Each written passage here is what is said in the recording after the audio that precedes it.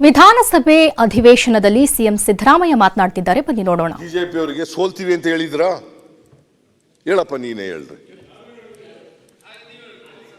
ಸೋಲ್ತೀವಿ ಅಂತ ಹೇಳಿದ್ರಿಯಾ? ಅಲ್ರಿ, ಗೆದ್ದೇ ಗೆಲ್ತೀವಿ, ಅಲ್ರಿ ಗೆದ್ದೇ ಗೆಲ್ತೀವಿ, ಮುಖ್ಯಮಂತ್ರಿಗಳೇ ದಮ್ಮಿದ್ರೆ ತಾಕತ್ತಿದ್ರೆ ಅಂತೆಲ್ಲ ಹೇಳಿರ್ಲಿಲ್ವಾ? ಅವೆಲ್ಲ ಹೇಳಿದ್ರಲ್ವಾ? ಆ ದಮ್ಮಿದ್ರೆ ನೀವು ಹೇಳದವ್ರು, ನಾವಲ್ಲ. ಕೂತ್ಕೊಳ್ರಿ ಅಪ್ಪ ಪ್ಲೀಸ್. ಯತ್ನಾಳ್ ಅವ್ರೆ, ನೀವು ಇವರ ಸೀನಿಯರ್ ಮ್ಯಾನ್, ಕೂತ್ಕೊಳ್ಳಿ ಪ್ಲೀಸ್. ಈಗ ನನಗೆ ಸ್ವಲ್ಪ ಇವತ್ತು ಗಂಟಲು ಇನ್ಫೆಕ್ಷನ್ ಆಗಿದೆ, ನೆನ್ನೆ ಉತ್ತರ ಕೊಡಬೇಕಾಗಿತ್ತು. ಕೂತ್ಕೊಳ್ಳಿ ದಯಮಾಡಿ.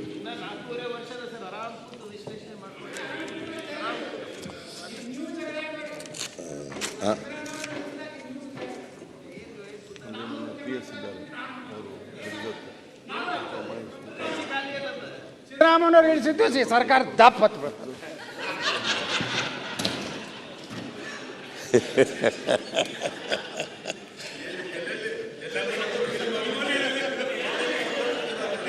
ನನ್ನ ಬಗ್ಗೆ ಒಳ್ಳೆ ಅಭಿಪ್ರಾಯ ಯಾವಾಗಲೂ ವ್ಯಕ್ತ ಮಾಡ್ತಾರೆ, ಇವತ್ತು ವ್ಯಕ್ತ ಮಾಡಿದ್ದಾರೆ ಪಾಪ. ಅದಕ್ಕೋಸ್ಕರ ನಿಮ್ಗೆ ಅಭಿನಂದನೆಗಳು. ನಿಮ್ಮ ರಾಜ್ಯಪಾಲರ ಗ್ಯಾರಂಟಿ ಬೇಡ್ರಿ, ನೀವೇ ಲೋಕಸಭಾ ಆದ ನಂತರ ಮುಖ್ಯಮಂತ್ರಿ ಆಗಿ ಮುಂದುವರಿಯುವಂತ ಗ್ಯಾರಂಟಿ ಏನು? ಆಯ್ತು, ಇದನ್ನ ಹೇಳಿ ನೀವು.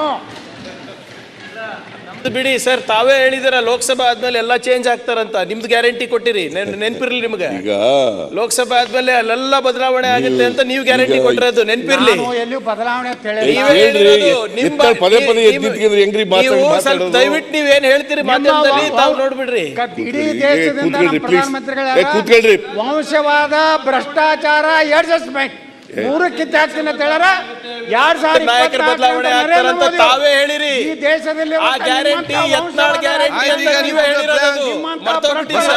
ಕೂತ್ಕೊಳ್ಳಿ. ಈಗ ನರೇಂದ್ರ ಮೋದಿ ಯತ್ನಾಳ್ ಅವರೇ ಉತ್ತರ ಕೊಡ್ಲಿ ಮಾನ್ಯ ಮುಖ್ಯಮಂತ್ರಿ. ಈಗ ಮಾನ್ಯ ಅಧ್ಯಕ್ಷರೇ, ರಾಜಕೀಯವಾಗಿ ನಾನು ಅದಕ್ಕೆ ಇಲ್ಲಿ ಮಾತಾಡಬೇಕಾಗ್ತದೆ ಅಂತಲೇ ಬರಲಿಲ್ಲ. ಆರ್ ಅಶೋಕ್ ಅವ್ರು ಮಾತಾಡುವಾಗ, ಕುಮಾರಸ್ವಾಮಿ ಅವ್ರು ಮಾತಾಡುವಾಗ, ಯತ್ನಾಳ್ ಅವರು ಮಾತಾಡುವಾಗ ಬರಲೇ ಇಲ್ಲ. ನಾನು ಬಂದಿದ್ದೆ ಭಾಷಣ, ಬಜೆಟ್ ಭಾಷಣ ಯಾರು ಓದ್ದವರು? ನೀವು ಎದ್ದೋದ್ರಿಲ್ಲ, ಅದರಿಂದ ಗೊತ್ತಾಗಿಲ್ಲ ನಿಮ್ಗೆ. ಇಲ್ಲ ಹಾಗೇನಿಲ್ಲ, ನನಗೆ ಸ್ವಲ್ಪ ಸಮಸ್ಯೆ ಇತ್ತು, ಅದರಿಂದ ಬರೋಕ್ಕಾಗಲಿಲ್ಲ. ನಾರ್ಮಲಿ ನಾನು ಅಸೆಂಬ್ಲಿಗೂ ತಪ್ಪಿಸ್ಕೊಳ್ಳಲ್ಲ, ಕೌನ್ಸಿಲ್ಗೂ ತಪ್ಪಿಸ್ಕೊಳ್ಳಲ್ಲ, ಯಾವಾಗಲೂ ತಪ್ಪಿಸ್ಕೊಳ್ಳಲ್ಲ. ಇವತ್ತು ಈ ಸಾರಿ ಸ್ವಲ್ಪ ಆರೋಗ್ಯ ಅಷ್ಟೊಂದು ಕೋಆಪ್ರೇಟ್ ಮಾಡ್ತಾ ಇಲ್ಲ. ಸೊ ಎನಿವೆ, ನಿನ್ನೆ ಎಲ್ಲ ಗಂಟಲು ನೋವಾಗಿತ್ತು. ಈಗ ಮಾನ್ಯ ಅಧ್ಯಕ್ಷರೇ, ಭಾರತೀಯ ಜನತಾ ಪಕ್ಷದವರು ಇದ್ದಾರಲ್ಲ, ಕರ್ನಾಟಕದಲ್ಲಿ ಯಾವತ್ತೂ ಕೂಡ ಮೆಜಾರಿಟಿ ನೀವು ಬಂದು ಅಧಿಕಾರ ಮಾಡೇ ಇಲ್ಲ. ಯಾವಲ್ಲ ನಿನ್ಗೇನು ಗೊತ್ತಿಲ್ಲ, ಕೂತ್ಕೊಳ್ಳಪ್ಪ ತಮ್ಮ.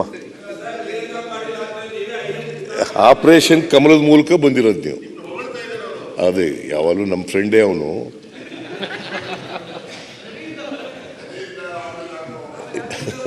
ಇಲ್ಲ, ನಮ್ಮ ಫ್ರೆಂಡೇ, ಅದರಲ್ಲಿ ಏನು ಅನುಮಾನ ಇಲ್ಲ.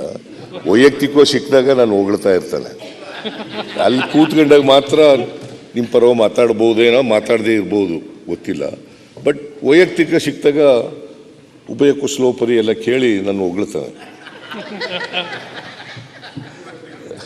ಮಾನ್ಯ ಅಧ್ಯಕ್ಷರೇ, ಈ ಭಾರತೀಯ ಜನತಾ ಪಕ್ಷದವ್ರು ಇರಲಿಲ್ಲ, 2008 ಇರ್ಬೋದು, 2018 ಇರ್ಬೋದು, ಯಾವತ್ತಾರು 113ಕ್ಕಿಂತ ಜಾಸ್ತಿ ತಗೊಂಡಿದ್ದಾರಾ? ಹೇಳಿ ನೋಡೋಣ. ಇವರೆಲ್ಲ ಹಿಂಭಾಗಲಿಂದ ಬಂದಿರೋದು. ಮಿಸ್ಟರ್ ಯತ್ನಾಳ್, ನೀವು ಮುಂದೆ ಒಂದು ವೇಳೆ ನೀವು ಚೀಫ್ ಮಿನಿಸ್ಟರ್ ಆಗಬೇಕು ಅಂತ ಆಸೆ ಇಟ್ಕೊಂಡಿರೋರು ನೀವು. ಏನು ಅಡ್ಜಸ್ಟ್ಮೆಂಟ್ ಗಿರಾಕಿ ಇರುತ್ತ, ನಾ ಏನೋ ಆಗೋದು ಗೊತ್ತಾಗಿತ್ತು. ನಿಮ್ಗೆ ಯಾರ್ಯಾರು ಹೊಂದಾಣಿಕೆ, ಈಗ ನೀವು ಹೊಂದಾಣಿಕೆ ಆಗ್ಯವ್ರು ಅಂತೀವಿ, ಯಾರು ಅಂತ ಸ್ವಲ್ಪ ಪಾಯಿಂಟ್ ಔಟ್ ಮಾಡು. ಯಾರು ಹೊಂದಾಣಿಕೆ ಆಗವ್ರು ಅಂತ? ಯಾರ್ರಿ ಹೊಂದಾಣಿಕೆ ಆಗಿರೋರು? ಏನ್ರಿ ನಿಮ್ ಕಡೆ ಅವ್ರು? ಯಾರ್ರಿ ನೀವೇ? ಯಾರು ಹೇಳ್ರಿ? ಅಲ್ಲ, ಹೊಂದಾಣಿಕೆ ಆಗಿದೆ ಅಂತ ಹೇಳಿದ್ರಿ, ಅವ್ರು ಯಾರ್ಯಾರು ಅಂತ ಹೇಳಿಯಪ್ಪ. ನಾವು ಇಡೀ ಡಂಗರ ಸಾರ್ವಜನಿಕವಾಗಿನೇ ಹೇಳಿದ್ದೀವಿ. ಅವ್ರು ಯಾರ್ಯಾರು ನಿಮ್ಮ ಪಾರ್ಟಿನಲ್ಲಿ? ಯಾರ್ಯಾರು ಬ್ಲ್ಯಾಕ್ ಶೀಪ್ಗಳು ಯಾರ್ಯಾರು?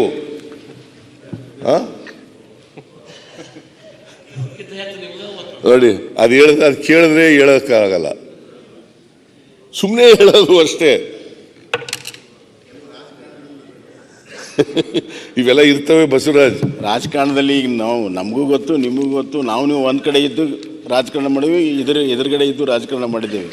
ಹಲವಾರು ವಿಚಾರಗಳು ನಿಮ್ಮ ಮನಸ್ಸಿನ ಇದರ ಒಳಗಡೆನೇ ಹಂಗೆ ಉಗ್ದಿದ್ದಾವೆ, ನಮ್ಮ ಮನಸ್ಸಲ್ಲಿ ಹಂಗೆ ಉಗ್ದಿದ್ದಾವೆ. ಏನು ಮಾಡೋಕ್ಕಾಗಲ್ಲ, ಅವು ಯಾವತ್ತಾದರೂ ಒಂದು ದಿವಸ ಸ್ಫೋಟ ಆಗ್ತವೆ. ಅದೇ ನೀವು ಇದೊಂದೇ ಸತ್ಯ ಹೇಳೋದು. ಈಗ ಇಲ್ಲಿ ವಿಧಾನಸೌಧದಲ್ಲಿ ಹೊರಗಡೆ ಎಲ್ಲ ಸತ್ಯ ಹೇಳ್ತೀಯ, ಇಲ್ಲಿ ಮಾತ್ರ ಇದೇ ಸತ್ಯ ಹೇಳಿರೋದು.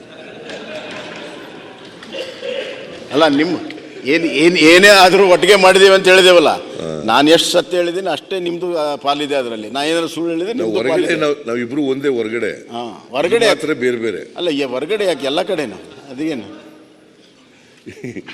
ಸಿ ಬಸವರಾಜ್ ಬೊಮ್ಮಾಯಿ ಈ ಲವ್ ಮಿ ವೆರಿ ಮಚ್. ಯಾವಾಗ ಹೊರಗಡೆ ಇದ್ದಾಗ ಲವ್ ಮಾಡ್ತಾರೆ, ಇಲ್ಲಿ ಬಂದಾಗ ರಾಜಕೀಯವಾಗಿ ವಿರೋಧ ಮಾಡ್ತಾರೆ. ಪಾಪ ಮಾಡಬೇಕು. ವೈಯಕ್ತಿಕ ಸಂಬಂಧ ಬೇರೆ, ರಾಜಕೀಯ ಸಂಬಂಧ ಬೇರೆ. ನಮ್ಮ correct, you are correct, absolutely correct. ರಾಜಕೀಯ ಬೇರೆ, ವೈಯಕ್ತಿಕ ಸಂಬಂಧ ಬೇರೆ ಬೇರೆ. Correct, I agree with him. ಅದರಿಂದ ಮಾನ್ಯ ಅಧ್ಯಕ್ಷರೇ, ನೀವು ಯಾವತ್ತೂ ಕೂಡ ಜನರ ಸಂಪೂರ್ಣ ಆಶೀರ್ವಾದ ಪಡೆದು ಅಧಿಕಾರಕ್ಕೆ ಬರಲೇ ಇಲ್ಲ. ಯಡಿಯೂರಪ್ಪನವರು ಮುಖ್ಯಮಂತ್ರಿ ಆಗಿದ್ದರು, ಜಗದೀಶ್ ಶೆಟ್ಟರ್ ಮುಖ್ಯಮಂತ್ರಿ ಆಗಿದ್ದರು, ಸದಾನಂದ ಗೌಡ ಮುಖ್ಯಮಂತ್ರಿ ಆಗಿದ್ದರು, ಬಸವರಾಜ ಬೊಮ್ಮಾಯಿ ಮುಖ್ಯಮಂತ್ರಿ ಆಗಿದ್ದರು. ಯಾವತ್ತೂ ಕೂಡ 113ಕ್ಕಿಂತ ಹೆಚ್ಚು ಸ್ಥಾನಗಳನ್ನು ಪಡೆದು ಅಧಿಕಾರಕ್ಕೆ ಬಂದೇ ಇಲ್ಲ. ಎಲ್ಲ ಹಿಂಬಾಗಲಿನಿಂದ ಬಂದಿರೋದು. ಅಂದರೆ ಆಪರೇಷನ್ ಕಮಲ ರಾಜೀನಾಮೆ ಕೊಟ್ಟು ಮತ್ತೊಮ್ಮೆ ಜನರ ಬಳಿಗೆ ಹೋಗಿ ಚುನಾವಣೆ ಗೆದ್ದು ಸರ್ಕಾರ ಮಾಡಿದ್ದೇವೆ. ಇಲ್ಲ, ಎಲೆಕ್ಷನ್ಗಿಂತ ಮುಂಚಿತವಾಗಿ ಸರ್ಕಾರ ಮಾಡ್ಬಿಟ್ರಿ. ಅಲ್ಲ, ಈ ಎಲೆಕ್ಷನ್ ನಂತರ ರಾಜೀನಾಮೆ ಕೊಟ್ಟು ಮತ್ತೆ ಜನರ ಬಳಿಗೆ ಹೋಗಿದೆ. ಯಾರು ರಾಜೀನಾಮೆ ಕೊಡಿಸ್ತವ್ರು? ಹೆಂಗೆ ಹಿಂಬಾಗ್ಲಾಗುತ್ತೆ? ಯಾರು ರಾಜೀನಾಮೆ ಕೊಡಿಸ್ತವ್ರು? ಬೊಂಬಾಯಿಗೆ ತಗೊಂಡೋಗಿ ಇಟ್ಟಿದವ್ರು ಯಾರು? ಅಲ್ಲ, ನಿಮ್ಮವ್ರು ಬಂದ್ರಲ್ಲ. ಬೊಂಬಾಯಿಗೆ ತಗೊಂಡೋಗಿ ಇಟ್ಟಿದವ್ರು ಯಾರು? ಅದ್ರಿ ಅಲ್ವಾ? ಅಲ್ಲ, ನಿಮ್ಮವರೇ ತಯಾರಾಗಿದ್ರು. ನಾವೇನು ಆಯ್ತಪ್ಪ. ಈಗ ನೋಡಿ, ಸರಿ, ಆಸೆ ಆಮಿಷಗಳನ್ನ ನೋಡಿ ಹೇಳ್ತೇನೆ ಕೇಳಿ. 17 ಜನ ನೀವು ಹೇಳಿದ್ರಲ್ಲ, 17 ಜನರನ್ನ ಯಾರು ಬಾಂಬೆ ಕರ್ಕೊಂಡು ಹೋಗಿದ್ರು? ಯಾರು ಇಟ್ಕೊಂಡಿದ್ರು ಅಷ್ಟೇ, ಯಾರು ಕಳಿಸಿದ್ರು? 2008ರಲ್ಲಿ ಕಾಂಗ್ರೆಸ್ 2010 ಸ್ಥಾನಗಳು, 110 ಯಾರು ಕಳಿಸಿದ್ರು? 2018ರಲ್ಲಿ ಕಾಂಗ್ರೆಸ್ ಅವರು ಕಳಿಸಿದ್ರು ಅಂತ ಹೇಳಲ್ಲ, ನಾನು ಕಾಂಗ್ರೆಸ್ ಕಳಿಸಿದ್ರು ಅಂತ ಹೇಳಲ್ಲ. ಕಳಿಸಿದ್ರು ಇನ್ನೊಂದು ಸಾರಿ ಕರ್ಕೊಂಡು ಇವರಿಗೆ ನಾವು ನೋಡಿ 2013ರಲ್ಲಿ 122 ಗೆದ್ದಿದ್ದು. ಆಮೇಲೆ 2023ರಲ್ಲಿ 136 ಸ್ಥಾನಗಳನ್ನು ಗೆದ್ದಿದ್ದೇವೆ. ನಮಗೂ ಬಿಜೆಪಿಯವ್ರಿಗೂ 5% ವ್ಯತ್ಯಾಸ. ಅವರು 38% ಇದ್ರೆ ನಾವು 43% ಓಟ್ ತಗೊಂಡಿದ್ದೀವಿ. ಜನರ ಆಶೀರ್ವಾದದಿಂದ ನಾವು ಬಂದು ಈ ಕಡೆ ಕೂತಿರೋದು. ಇದನ್ನ ನೀವು ಮರೆತುಬಿಟ್ರೆ ಹೆಂಗೆ? ಅದರಿಂದ ಜನರ ಆಶೀರ್ವಾದ ಯಾವಾಗಲೂ ಕೂಡ ಸಿಕ್ಕಿಲ್ಲ. ಆಪರೇಷನ್ ಕಮಲದ ಮೂಲಕ ನೀವು ಬಂದಿರತಕ್ಕಂಥದ್ದು. ಸೊ ಮಾನ್ಯ ಅಧ್ಯಕ್ಷರೇ, ನಾನು ರಾಜಕೀಯವಾಗಿ ಹೆಚ್ಚು ಮಾತಾಡಕ್ಕೆ ಹೋಗಲ್ಲ. ಯಾಕಂತಂದರೆ ರಾಜ್ಯಪಾಲರು ಸತ್ಯ ಹೇಳಿದ್ದಾರೆ. ಆರ್ ಅಶೋಕ್ ಅವರು ರಾಜ್ಯಪಾಲರ ಭಾಷಣದ ಮೇಲೆ ಅವರು ಅಲ್ಲಿ ರಾಜ್ಯಪಾಲರು ಹೇಳಿರ್ತಕ್ಕಂಥ ಅನೇಕ ವಿಚಾರಗಳು ಬಿಟ್ಟು ಲಾ ಅಂಡ್ ಆರ್ಡರ್ ಕಾನೂನು ಸುವ್ಯವಸ್ಥೆ ಬಗ್ಗೆ ಹೆಚ್ಚು ಮಾತಾಡಿದ್ದಾರೆ. ಈಗಾಗಲೇ ಉತ್ತರ ಕೊಟ್ಟಿದ್ದೀರಲ್ಲ ನೀವು. ಕೊಡ್ತಾರೆ. ಅದಕ್ಕೆ ಸಮಂಜಸವಾದಂಥ befitting reply mister G Parameshwar will give befitting reply. ಅವ್ರು ಏನೇನು ಹೇಳಿದ್ದಾರೆ ಅವೆಲ್ಲಕ್ಕೂ ಉತ್ತರ ಕೊಡಿ. ಕಾನೂನಿನ ಸುವ್ಯವಸ್ಥೆ ಬಗ್ಗೆ ಈಗ ಕಾನೂನು ಸುವ್ಯವಸ್ಥೆ ಚೆನ್ನಾಗಿರೋದು ಇಲ್ಲೇನೆ ಕರ್ನಾಟಕದಲ್ಲಿ ಈಗಾಗಲೇ 77,000 ಕೋಟಿ ಇನ್ವೆಸ್ಟ್ಮೆಂಟ್ ಬಂದಿರೋದು. 77,000 ಕೋಟಿ. ಇವತ್ತಿಗೆ 9 ತಿಂಗಳು ನಾವು ಅಧಿಕಾರಕ್ಕೆ ಬಂದು. ಯಾಕಂತಂದರೆ ಇನ್ವೆಸ್ಟ್ಮೆಂಟ್ಗೂ ಕಾನೂನಿನ ಸುವ್ಯವಸ್ಥೆಗೂ ಸಂಬಂಧ ಇದೆ. ಕಾನೂನಿನ ಸುವ್ಯವಸ್ಥೆ ಯಾವ ರಾಜ್ಯದಲ್ಲಿ ಚೆನ್ನಾಗಿರ್ತದೆ ಅಲ್ಲಿ ಇನ್ವೆಸ್ಟ್ಮೆಂಟ್ ಜಾಸ್ತಿ ಬರ್ತದೆ. ಅದು ನಾನು ಮಾತಾಡಿದ್ದೀನಿ. ನಾನು ಉತ್ತರ ಕೊಡ್ತಾರಲ್ಲ. ಉತ್ತರ ಪ್ರದೇಶ ಬಗ್ಗೆ ಹೇಳ್ತಾ ಇದ್ರಿ. 10 ಲಕ್ಷ ಕೋಟಿ ಬಂದಿದೆ, MOU ಆಗಿದ್ದಾರೆ. ಮಹಾರಾಷ್ಟ್ರಕ್ಕೆ ನಮ್ಗಿಂತ ಜಾಸ್ತಿ ಬಂದಿದೆ. ತಮಿಳ್ನಾಡು ನೋಡಿ, ನೀವು ಒಬ್ಬರನ್ನೇ ಬೆನ್ ತಟ್ಕೊಂತೀರ, ಅದೇ ಸಮಸ್ಯೆ ಆಗೋದು. ಸಿದ್ದರಾಮಯ್ಯನವರು ಏನು ನೋಡಲ್ಲ, ತಾವೇ ಬೆನ್ ತಟ್ಕೊಂತೀರ. ಬಂದಿರೋದು ಹೇಳಿ, ಬೇರೆ ರಾಜ್ಯಗಳಿಗೆ ನಾವ್ ಎಲ್ಲಿ ಹೇಳಿ. ನಾನು ನಮ್ಮ ರಾಜ್ಯದ ಹೇಳ್ತೀನಿ, ತಮಿಳ್ನಾಡಿನದು ಹೇಳಕ್ಕಲ್ಲ. ಇದು ಕರ್ನಾಟಕದ ವಿಧಾನಸಭೆ, ಕರ್ನಾಟಕದ ಸರ್ಕಾರದ ಬಗ್ಗೆ ರಾಜ್ಯಪಾಲರು ಭಾಷಣ ಮಾಡಿರೋದು, ತಮಿಳುನಾಡು ಸರ್ಕಾರದ ಬಗ್ಗೆ ಎಲ್ಲ ಮಾತಾಡಿರೋದು, ಉತ್ತರ ಪ್ರದೇಶ ಸರ್ಕಾರದ ಬಗ್ಗೆ ಎಲ್ಲ ಮಾತಾಡಿರೋದು. ನಾನು ನಮ್ಮ ಸರ್ಕಾರದ ಬಗ್ಗೆ ಮಾತಾಡ್ತಾ ಇದ್ದೀನಿ. ಮಿಸ್ಟರ್ ಅಶೋಕ್, ಗೊತ್ತಾಯ್ತಲ್ಲ? ಅದರಿಂದ ಮಾನ್ಯ ಅಧ್ಯಕ್ಷರೇ, ಇವರು ರಾಜ್ಯಪಾಲರ ಕೈನಲ್ಲಿ ಸುಳ್ಳು ಹೇಳಿಸಿದ್ದಾರೆ. ಯಾವುದಪ್ಪ ಸುಳ್ಳು ಹೇಳಿಯಪ್ಪ, ಎಲ್ಲಿ ಸುಳ್ಳು ಹೇಳಿಸಿದ್ದಾರೆ ಹೇಳಿ. ಅಲ್ಲ ಸರಿ ಹೇಳ್ರಿ, ಇಂಥ ಕಡೆ ಸುಳ್ಳು ಹೇಳಿದ್ದಾರೆ, ಈ ಮಾತು ಸುಳ್ಳು.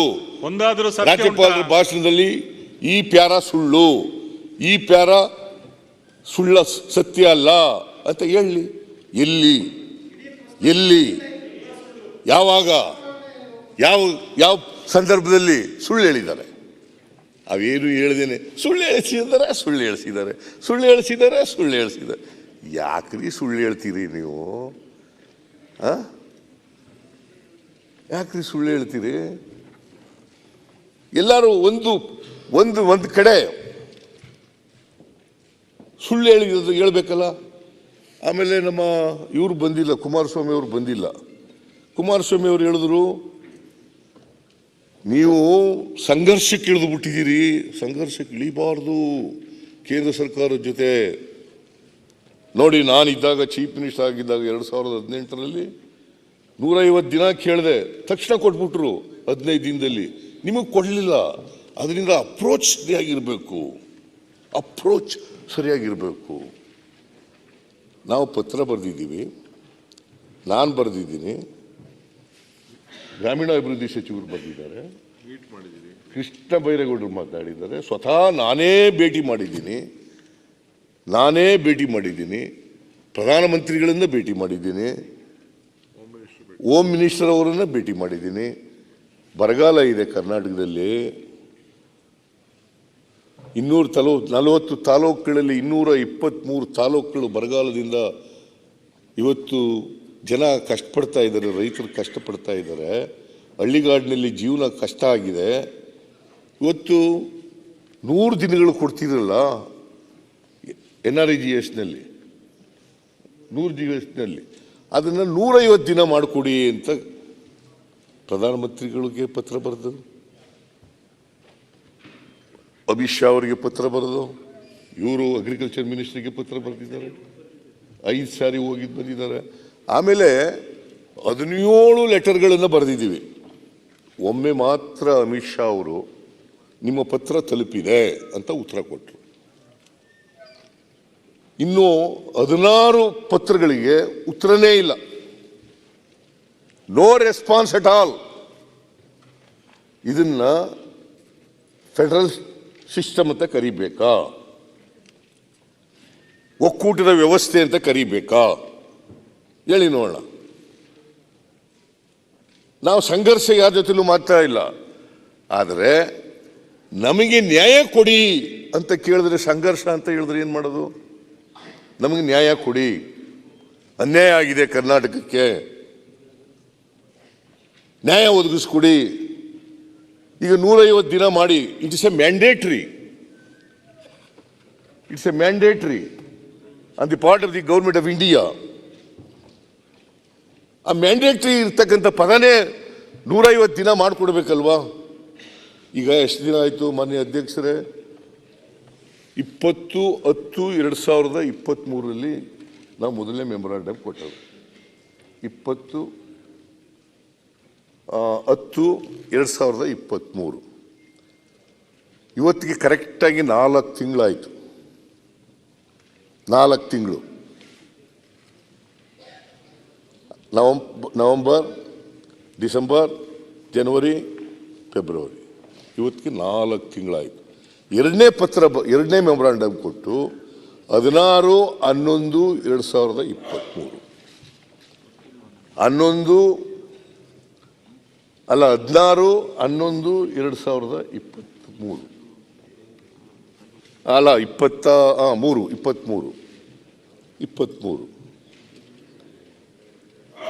ಇಷ್ಟು ದಿನಗಳಾದರೂ ಕೂಡ ಮಾನ್ಯ ಸಭಾಧ್ಯಕ್ಷರೇ 150 ದಿನ ಮಾಡಬೇಕು ಅಂತಕ್ಕಂಥದ್ದು ಮ್ಯಾಂಡೇಟ್ರಿ ಬರಗಾಲದಲ್ಲಿ ಅಂತ ಇದ್ರು ಕೂಡ 150 ದಿನ ಮಾಡಲಿಲ್ಲ.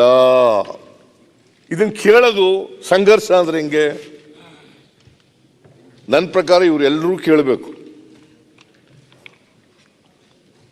ಆದರೆ ಅವ್ರು ಕೇಳಲಿಲ್ಲ ಅಂತೇಳಿ ನಾವು ಸುಮ್ಮನಿರಕ್ಕಾಗತ್ತಾ? ಇಡೀ ಸದನ ಕೇಳಬೇಕು. ಆದರೆ ಅವ್ರು ಕೇಳಲಿಲ್ಲ ರಾಜಕೀಯ ಕಾರಣಕ್ಕೋಸ್ಕರ. ನಾವು ಕೇಳಲೇಬೇಕಲ್ಲ. ಅದರ್ವೈಸ್ ಈ ರಾಜ್ಯದ 7 ಕೋಟಿ ಕನ್ನಡಿಗರಿಗೆ ದ್ರೋಹ ಮಾಡೋದಾಗ್ತದೆ. It's our duty, it's our responsibility. ಕೇಳಬೇಕು. ನ್ಯಾಯ ಕೇಳ್ತಕ್ಕಂಥದ್ದು ತಪ್ಪಾ? ನ್ಯಾಯ ಕೊಡಿ ಅಂತಕ್ಕಂಥದ್ದು ತಪ್ಪಾ? ಈ ಥರ ಅನ್ಯಾಯ ಮಾಡಿದ್ದೀರಿ, ನ್ಯಾಯ ಕೊಡಿ ಅಂತ ಹೇಳಿದ್ರೆ ತಪ್ಪಾ? ಅದನ್ನೇ ರಾಜ್ಯಪಾಲರು ಹೇಳಿರ್ತಕ್ಕಂಥದ್ದು. ಈಗ 5 ಗ್ಯಾರಂಟಿಗಳನ್ನು ನಾವು ಅನೌನ್ಸ್ ಮಾಡಿದೆವು. 5 ಗ್ಯಾರಂಟಿಗಳನ್ನು ಅನೌನ್ಸ್ ಮಾಡಿದೆವು. ಹೇಳಿದರು, ನರೇಂದ್ರ ಮೋದಿ ಅವರೇ ಹೇಳಿದರು ರಾಜಸ್ಥಾನದಲ್ಲಿ, ಈ 5 ಗ್ಯಾರಂಟಿಗಳನ್ನು ಜಾರಿ ಮಾಡಲಿಕ್ಕೆ ಸಾಧ್ಯ ಇಲ್ಲ. ಒಂದು ವೇಳೆ ಮಾಡಿದ್ರೆ ರಾಜ್ಯ ಆರ್ಥಿಕವಾಗಿ ದಿವಾಳಿ ಆಗ್ತದೆ.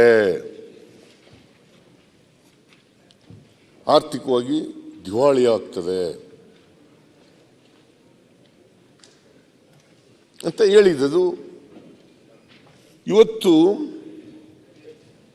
ಈ 5 ಗ್ಯಾರಂಟಿಗಳಿಗೆ ನಮ್ಮ ಸರ್ಕಾರ ಬಂದದ್ದು ಮೇ 20ನೇ ತಾರೀಕು.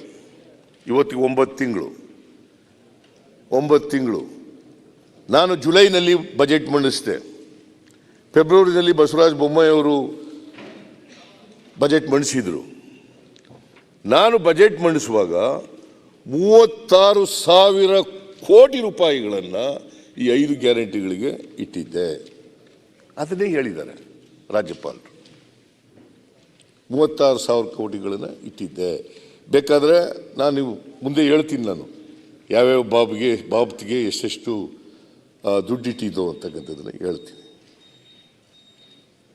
ಮನೆ ಅಧ್ಯಕ್ಷರೇ, ರಾಜ್ಯಪಾಲರು ಎಲ್ಲೂ ಕೂಡ ಸತ್ಯ ಬಿಟ್ಟು ಸುಳ್ಳು ಹೇಳ್ತಕ್ಕಂಥ ಪ್ರಯತ್ನವನ್ನು ಮಾಡೇ ಇಲ್ಲ, ಅಥವಾ ಅವ್ರ ಕೈನಲ್ಲಿ ನಾವು ಸುಳ್ಳು ಹೇಳಿಸ್ತಕ್ಕಂಥ ಪ್ರಯತ್ನವನ್ನು ಮಾಡಿಲ್ಲ.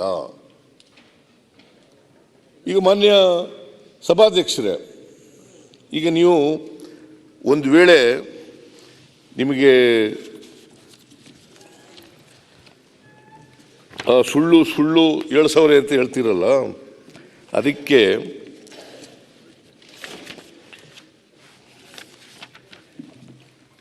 ಈ ರಾಜ್ಯಪಾಲರ ಭಾಷಣವನ್ನು ಮಾಧ್ಯಮದವರು ಕೂಡ ಕೇಳಿದ್ದಾರೆ. ಅವರು ಕೂಡ ಕೆಲವು ಮಾಧ್ಯಮದವರು ಬರೆದಿದ್ದಾರೆ ರಾಜ್ಯಪಾಲರ ಭಾಷಣದ ಬಗ್ಗೆ, ಎಡಿಟೋರಿಯಲ್ ಬರೆದಿದ್ದಾರೆ. ಈ ರಾಜ್ಯದ ಜನ ಕೇಳಿದ್ದಾರೆ. ಅವರು ಹೇಳಿದ್ದಾರೆ, ಸಂಯುಕ್ತ ಕರ್ನಾಟಕ ಮುಂದಿನ ದಾರಿಗೆ ಕೈ ಮರ. ಸಂಯುಕ್ತ ಕರ್ನಾಟಕದವರು ಎಡಿಟೋರಿಯಲ್ ಬರೆದಿರೋದು.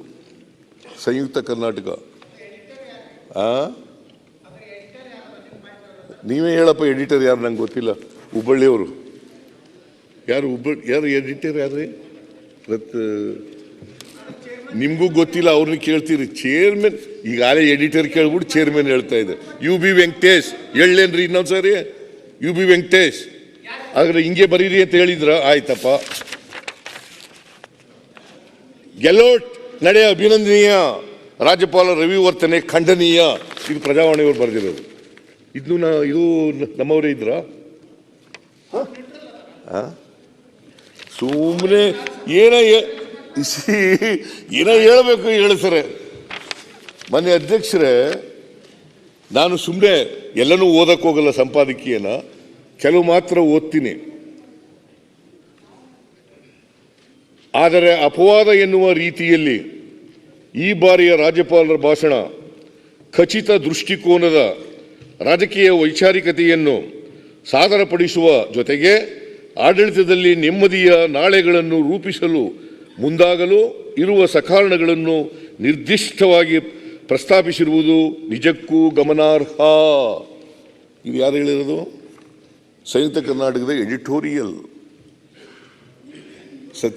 ಪತ್ರಿಕೆಯವರು ಹೇಳಿರ್ತಕ್ಕಂಥದ್ದು. ಮಿಸ್ಟರ್ ಯತ್ನಾಳ್, ನಾನು ಹೇಳಿರೋದಲ್ಲ, ರಾಜ್ಯಪಾಲರ ಭಾಷಣದ ಬಗ್ಗೆ ಎಡಿಟೋರಿಯಲ್ ಬರೆದಿರೋದು.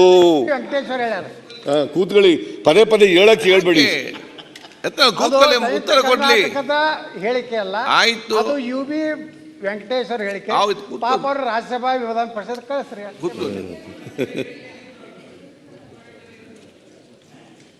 ಹೊಸ ಹಾಡನ್ನು, ಇಂತಹ ಹೊಸ ಜಾಡನ್ನು ತುಳಿದ ರಾಜ್ಯಪಾಲರ ಭಾಷಣಗಳು ಬೆರಳೆಣಿಕೆಯಷ್ಟು ಮಾತ್ರ. 83-84 ಅವಧಿಯಲ್ಲಿ ರಾಜ್ಯಪಾಲ AN ಬ್ಯಾನರ್ಜಿಯವರು ವ್ಯಕ್ತಪಡಿಸಿದ ಭಾಷಣ ಹೊಸ ರಾಜಕೀಯ ವೈಚಾರಿಕತೆಯ ಜೊತೆಗೆ ಮುಂದಿನ ದಾರಿಯನ್ನು ಸೂಚಿಸುವ ರೀತಿಯಲ್ಲಿ ವಿವರಗಳನ್ನು ನೀಡಿದ್ದು ಒಂದು ಕ್ರಾಂತಿಕಾರಿಕ ಹೆಜ್ಜೆಯೇ. ಆಗಿನ ರಾಜ್ಯಪಾಲರ ಭಾಷಣದಲ್ಲಿ ಬಲಿಷ್ಠ ಕೇಂದ್ರ ಹಾಗೂ ಸುಭದ್ರ ರಾಜ್ಯಗಳನ್ನು ಬಲವರ್ಧನೆಗೊಳಿಸುವ ಮೂಲಕ ಬಿಕ್ಕಟ್ಟು ವ್ಯವಸ್ಥೆಗೆ ಹೊಸ ರೂಪುರೇಷೆ ತಂದುಕೊಡುವ ಅಗತ್ಯವನ್ನು ಪ್ರಧಾನವಾಗಿ ಪ್ರಸ್ತಾಪಿಸಲಾಗಿತ್ತು. ಈ ಅಂಶ ಆಗಿನ ರಾಷ್ಟ್ರೀಯ ರಾಜಕಾರಣದಲ್ಲಿ ಹೊಸ ಗಾಳಿ ಬೀಸಲು ಗ್ರಾಸವಾಗಿ ಪರಿಣಮಿಸಿತ್ತು. ಇದು ನಾನು ಬರೆದಿರೋದಲ್ಲ, ಅಥವಾ ನಾವು ರಾಜ್ಯಪಾಲರ ಮೂಲಕ ಹೇಳಿಸಿದ್ದಲ್ಲ. ಇದನ್ನ ಇವರು ಎಡಿಟೋರಿಯಲ್ ಬರೆದಿರ್ತಕ್ಕಂಥದ್ದು ಸಂಯುಕ್ತ ಕರ್ನಾಟಕ.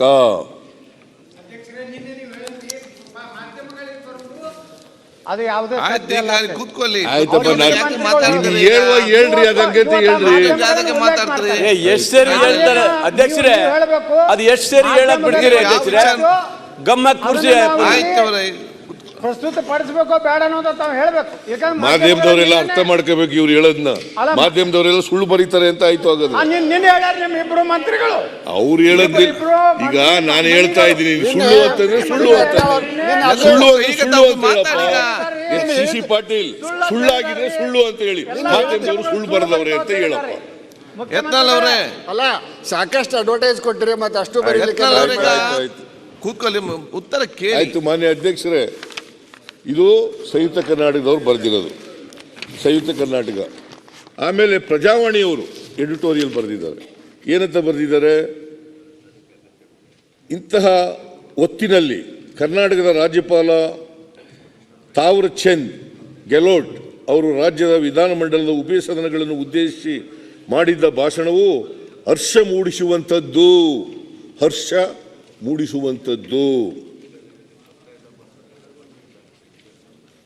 ಗೆಹ್ಲೋಟ್ ಅವರು ಸಾಂವಿಧಾನಿಕ ನಿಯಮಗಳು ಹಾಗೂ ಸಭ್ಯತೆಗೆ ತಕ್ಕಂತೆ ನಡೆದುಕೊಂಡಿದ್ದಾರೆ.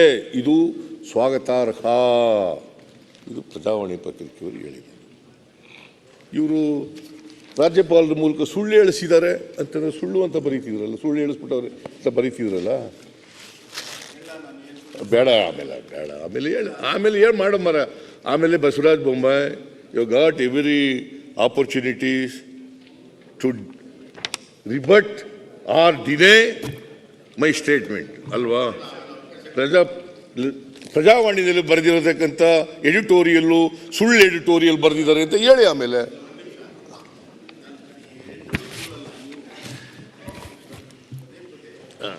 ಹೇಳಿ ಏನು ಹೇಳಬೇಕು ಹೇಳಿ. ನೀವು ಏನು ಸುಳ್ಳು ಹೇಳಿದಿರಿ ಹೇಳ್ರಿ ಅಂತೀರಿ. ಅದನ್ನ ಹೇಳ್ದದ್ದು ಹೇಳಿದ್ದೀನಿ. ಒಂದೇ ನಿಮಿಷ ನೀವು ಎಡಿಟೋರಿಯಲ್ ಓದಿದ್ರ ಬಗ್ಗೆ ನಾನೇನು ವ್ಯಾಖ್ಯಾನ ಮಾಡೋಕ್ಕೆ ಹೋಗೋದಿಲ್ಲ. ಎಡಿಟೋರಿಯಲ್ ಆದರೂ ಓದಿರಿ, ಆ್ಯಡ್ ಎಡಿಟೋರಿಯಲ್ ಆದರೂ ಓದಿರಿ, ಏನಾದರೂ ಓದಿ, ಅದ್ರ ಬಗ್ಗೆ ನಮ್ಮದೇನು ತಕರಾರಿಲ್ಲ. ಸುಳ್ಳು ಏನೇನು ಹೇಳಿದಿರಿ ಅನ್ನೋದನ್ನು ತಾವು ಹೇಳ್ತೇವೆ. ಈಗ ಚರ್ಚೆ ಮಾಡಿ ನೋಡಿ, ನಾನು ಇಲ್ಲಿಂದ ಬರ್ತೇನೆ. ಹಾಲು ಉತ್ಪಾದಕರಿಗೆ 757 ಕೋಟಿ ಪ್ರೋತ್ಸಾಹಧನ ನೇರವಾಗಿ ವರ್ಗಾವಣೆ ಮಾಡಲಾಗಿದೆ ಎಂದು ಹೇಳಿದ್ದೀರಿ. ಹಾಲು ಉತ್ಪಾದಕರು ದಿನ 6 ತಿಂಗಳು ನೀವು ಕೊಟ್ಟೇ ಇಲ್ಲ. ಅದು ಆ ಸತ್ಯನ ಇದೆಯಲ್ಲ, ಅದನ್ನು ನೀವು ಮರಿ ಮಚ್ಚಿದ್ದೀರಿ. ಇದೊಂದು ಸುಳ್ಳು. ಕಲ್ಯಾಣ ಕರ್ನಾಟಕ ಪ್ರದೇಶ ಅಭಿವೃದ್ಧಿ, ನಾನು ಆ್ಯಕ್ಚುಲಿ ಭಾಷಣ ಮಾಡಿಲ್ಲ ಗವರ್ನರ್ ಮೇಲೆ. ನಾನು ಮಾಡಿಲ್ಲ. ಅದಕ್ಕೆ ನಾನು ಬಜೆಟ್ ಮೇಲೆ ಮಾಡಬೇಕು ಅಂತ ನಾನು ಮಾಡಿಲ್ಲ. ಕಲ್ಯಾಣ ಕರ್ನಾಟಕ ಪ್ರದೇಶ ಅಭಿವೃದ್ಧಿ ಮಂಡಳಿ ಏನು ಅವೆಲ್ಲ ಓದಿದ್ದೇವಲ್ಲ ನಮ್ಮ. ಒಂದೇ ನಿಮಿಷ. ಹೌದು, ನಿಮಗೆ ನನ್ನ ಭಾಷಣ ಬೈಕಾಟ್ ಮಾಡೋದವ್ರು ನೀವು ಏನು ಭಾಷಣ ಮೇಲೆ ಬಜೆಟ್ ಮೇಲೆ ಭಾಷಣ ಮಾಡಿ. ಹೌದು, ಮತ್ತೆ ಯಾವ ಅಲ್ಲ ಇದು ನನಗೆ ಗೊತ್ತಿಲ್ಲ. ಹಂಗಲ್ಲ. ಒಂದು ನಿಮಿಷ. ಕಲ್ಯಾಣ ಕರ್ನಾಟಕ 3,000 ಕೋಟಿ ಮೀಸಲಿಟ್ಟಿದ್ದು ಈಗಾಗಲೇ ಕಾಮಗಾರಿಗಳು, ನಮ್ಮ ಸರ್ಕಾರದಲ್ಲಿ ಕಾಮಗಾರಿಗಳ ಅನುಮೋದನೆ ಮಾಡಿದ್ದನ್ನು ನಿಮ್ಮ ಸರ್ಕಾರ 9 ತಿಂಗಳಲ್ಲಿ ನೀವು ಅನುಮೋದನೆ ಮಾಡಿರಿ ಅಂತಂದು ಹೇಳ್ಕೊಳ್ತೀರಿ. ನಿಮ್ಮ ಅವಧಿಯಲ್ಲಿ 3,000 ಕೋಟಿ ಏನು ಇಟ್ಟಿದ್ರಿ, ಅದಿನ್ನ ಖರ್ಚೇ ಆಗಿಲ್ಲ. ಇದಕ್ಕೂ ಕೂಡ ಆದೇಶ ಬಂದಿಲ್ಲ. ಇದೊಂದು ಸುಳ್ಳು ಹೇಳಿದಿರಿ. ಆಮೇಲೆ ಹಿಂದಿನ ಸರ್ಕಾರ ಅವಧಿಯಲ್ಲಿ ಒಂದು ಬಸ್ಸು ಕೂಡ ಖರೀದಿ ಆಗಿಲ್ಲ. ವಾಸ್ತವಾಂಶ ಏನು? ನಮ್ಮ ಅವಧಿಯಲ್ಲಿ BMTCಗೆ 1,311, KSRTCಗೆ 50 ಪವರ್ ಬಸ್ಸುಗಳು, 20 ವೋಲ್ವೋ ಬಸ್ಸುಗಳನ್ನು ಖರೀದಿ ಮಾಡಿ ಆಗಲೇ ಕಾರ್ಯಾಚರಣೆ ಆಗಿದ್ದಾವೆ. ಇದೊಂದು ಸುಳ್ಳು ಹೇಳಿದ್ದೀರಿ. ಆಮೇಲೆ ಈ 5 ಗ್ಯಾರಂಟಿಗಳ ಯೋಜನೆ ಜೊತೆಗೆ ಬಜೆಟ್ನಲ್ಲಿ ಘೋಷಿಸಿರೋ 97% ಘೋಷಣೆಗಳು ಅಧಿಸೂಚನೆ ಮಾಡಿದ್ದೀರಿ. ಆದರೆ ನಿಮ್ಮ ಎಕನಾಮಿಕ್ ಸರ್ವೇದಲ್ಲಿ ಹೇಳ್ತಿದೆ ನಾಟ್ ಮೋರ್ ದೆನ್ 55% ಅಚೀವ್ಮೆಂಟ್ ಇಲ್ಲ. ಯಾವ ಸತ್ಯ ಇದರಲ್ಲಿದೆ? ಅಲ್ಲ, ಇದೊಂದು ಸುಮ್ಮನೆ ಉದಾಹರಣೆಗೆ 3-4 ಸುಳ್ಳು ನೀವು ಹೇಳಿದ್ರೆ, 3-4 ಸುಳ್ಳು ಹೇಳು ಅಂದ್ರೆ ಅದಕ್ಕೆ ಉದಾಹರಣೆ ಕೊಟ್ಟೆ. ಇನ್ನ ಬೇಕಾದಷ್ಟು ಬಸವರಾಜ ಬೊಮ್ಮಾಯಿ ಅವ್ರ ಬಗ್ಗೆ ಅಪಾರವಾದಂಥ ಪ್ರೀತಿ ಇದೆ. ಸಾಕು ಹೇಳಿದಿರಿ ಕೂತ್ಗಳು. ಈಗ ಸುಳ್ಳು ನಾವೇನೇನು ಸುಳ್ಳು ಹೇಳಿದ್ದೀವಿ ಅಂತ ಎಲ್ಲ ಹೇಳಿದ್ದಾರೆ. ಇದೇನಾಗಿದೆ ಅಂತಂದರೆ, ಇವ್ರಿಗೆ ಭಾರತೀಯ ಜನತಾ ಪಕ್ಷದವರ ಮನೆ ದೇವರು ಇದೆಯಲ್ಲ, ಅದು ಸುಳ್ಳೇ ಅವ್ರ ಮನೆ ದೇವರು. ಏನು ಮಾಡೋಕ್ಕಾಗಲ್ಲ.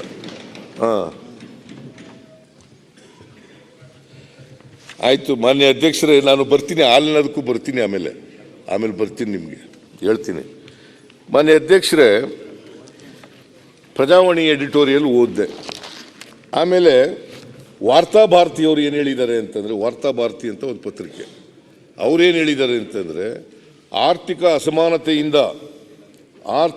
ಅಸಮಾನತೆಯಿಂದ ಬಸವಳಿದ ಜನರಿಗೆ ಗ್ಯಾರಂಟಿಗಳು ಸಾಂತ್ವನ ಎಂದು ಬರೆದಿದೆ. ಇದು ವಾರ್ತಾ ಭಾರತಿ ಪತ್ರಿಕೆ ಬರೆದಿರೋದು. ಆಮೇಲೆ ವಿಜಯ ಕರ್ನಾಟಕ ಪತ್ರಿಕೆ, ಕಾಂಗ್ರೆಸ್ ಸರ್ಕಾರದ ಕಾರ್ಯಕ್ರಮಗಳಿಗೆ ರಾಜ್ಯಪಾಲರ ಮೆಚ್ಚುಗೆ ಎಂದು ಬರೆದಿದೆ. ಹಾಗೆಯೇ ತೆರಿಗೆ ಪಾಲು ಸಿಕ್ಕಿಲ್ಲ, ಅನುದಾನ ಬಂದಿಲ್ಲ, ಬರಕ್ಕೂ ನೆರವಿಲ್ಲ, ಕೇಂದ್ರದ 3 ಅನ್ಯಾಯ ಎಂದು ಇದೇ ಪತ್ರಿಕೆ ಪ್ರಸ್ತಾಪ ಮಾಡಿದೆ. ಯಾವ ಪತ್ರಿಕೆ? ವಿಜಯ ಕರ್ನಾಟಕ ಪತ್ರಿಕೆ.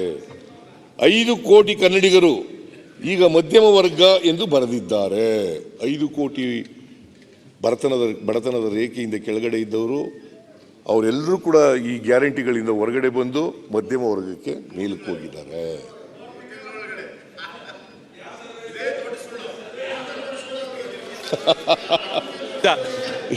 ಇವರಿಗೆ ಸುಳ್ಳು ಹೇಳೋದು ಬಿಟ್ಟರೆ ಬೇರೆ ಏನು ಗೊತ್ತೇ ಇಲ್ಲ. ಇದೆ ಬರೀ ಸುಳ್ಳು ಹೇಳೋದು. ನೀವು ಆ ವೀರತ್ನ ಕಮಿಷನ್ ಮುಂದೆ ಸುಳ್ಳು ಹೇಳ್ಬಿಟ್ಟು ಹೋಗ್ಲೇ ಇಲ್ಲ. ಸಮನ್ಸ್ ಕೊಟ್ರೆ ತಪ್ಪಿಸ್ಕೊಂಡ್ಬಿಟ್ರು. ಪತ್ರಿಕೆಲೆಲ್ಲ ಹೇಳ್ಬಿಟ್ಟು ಹೋಗ್ಲೇ ಇಲ್ಲ. ವೀರಪ್ಪನವ್ರ ಕಮಿಷನ್ ಮುಂದೆ ಇವರಿಗೆ ಸಮನ್ಸ್ ಕೊಟ್ಟಿದ್ರು. ಯಾರು ನಿಮ್ಗೆ ವೀರಪ್ಪ ಕಮಿಷನ್ ಸಮನ್ಸ್ ಕೊಟ್ಟಿರ್ಲಿಲ್ಲ? You did not appear before the commission. Priyanka Kharge ಅದಕ್ಕೆ ಹೋಗ್ಲಿಲ್ಲ. ಇವರು ಯಾವ ನೈತಿಕತೆ ಇದೆ ಹೇಳಿ ನೋಡೋಣ. ಅರೆಸ್ಟ್ ಮಾಡ್ಬೇಕಾಗಿತ್ತು, ನನಗೆ ಯಾಕೆ ಮಾಡಿಲ್ಲ? ನನಗೂ ಮಾಡಿ ಮಾಡ್ಬೇಕಾಗಿತ್ತು. ನಿಮ್ಗೆ ಸಮನ್ಸ್ ಜುಡಿ ಕಮಿಷನ್ ಕಮಿಷನ್ ನೀವು ಕರ್ಸಿರೋದು ಅರೆಸ್ಟ್ ಮಾಡ್ಬೇಕಾಗಿ ಯಾಕೆ ಮಾಡಿಲ್ಲ? ಸಮನ್ಸ್ಗೆ ಮರ್ಯಾದೆ ಕೊಡ್ಲಿಲ್ಲ ಇವರು. ಮಾಡ್ತಿದ್ರು ನಿಮ್ಮನ್ನ ಮಾಡಬಾರ್ದು. ನಾವು ಪುನಃ ಎಂಕ್ವೈರಿ ಮಾಡ್ತೀವಿ, ವಾರೆಂಟ್ ಕಳಿಸ್ಕೊಡ್ತೀವಿ, ಆಮೇಲೆ ವಾರೆಂಟ್ ಮಾಡ್ತಾರೆ, ಕಳಿಸ್ಕೊಡ್ತಾರೆ. ಮಾನ್ಯ ಅಧ್ಯಕ್ಷರೇ, 5 ಕೋಟಿ ಕನ್ನಡಿಗರು ಈಗ ಮಧ್ಯಮ ವರ್ಗ ಎಂದು ಹೇಳಿದ್ದಾರೆ. ಆಮೇಲೆ ಮಾನ್ಯ ಅಧ್ಯಕ್ಷರೇ,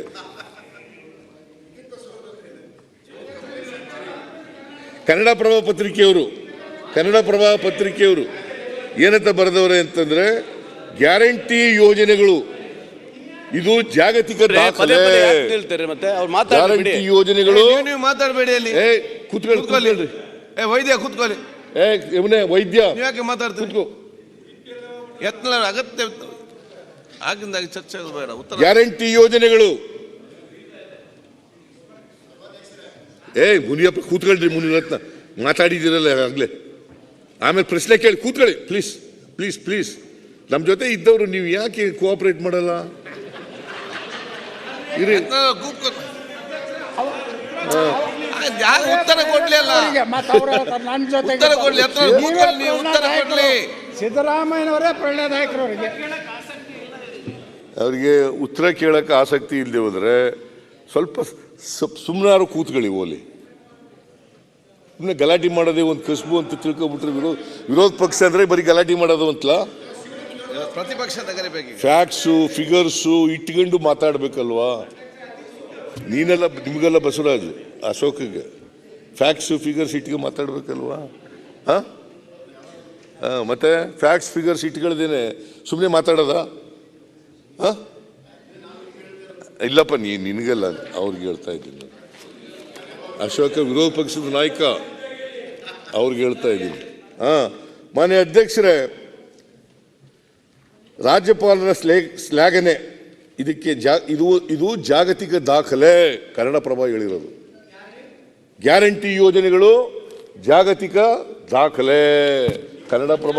ನೀವು ಪೇಪರ್ ಓದಿ ತಿಳ್ಕೊಳ್ಳಿ ಸ್ವಲ್ಪ, ಆಮೇಲೆ ಹೋಗಿ ವೆರಿಫೈ ಮಾಡಿ ಸರಿಯಾಗಿದೆಯಾ ಇಲ್ವೋ ಅಂತ. ಇದು ಕನ್ನಡಪ್ರಭ.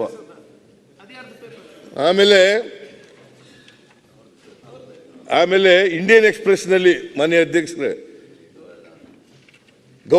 ಗವರ್ನರ್ ಹೇಳಿರೋದು, guarantees putting money in people's hands, boosting economy. ಅದು ಇಂಡಿಯನ್ ಎಕ್ಸ್ಪ್ರೆಸ್ನವ್ರು ಹೇಳಿರೋದಪ್ಪ, ನಾನು ಹೇಳಿರೋದಲ್ಲ. ಇಂಡಿಯನ್ ಎಕ್ಸ್ಪ್ರೆಸ್ನವ್ರು ಹೇಳಿರೋದು. Guarantees putting money in people's hands, boosting economy.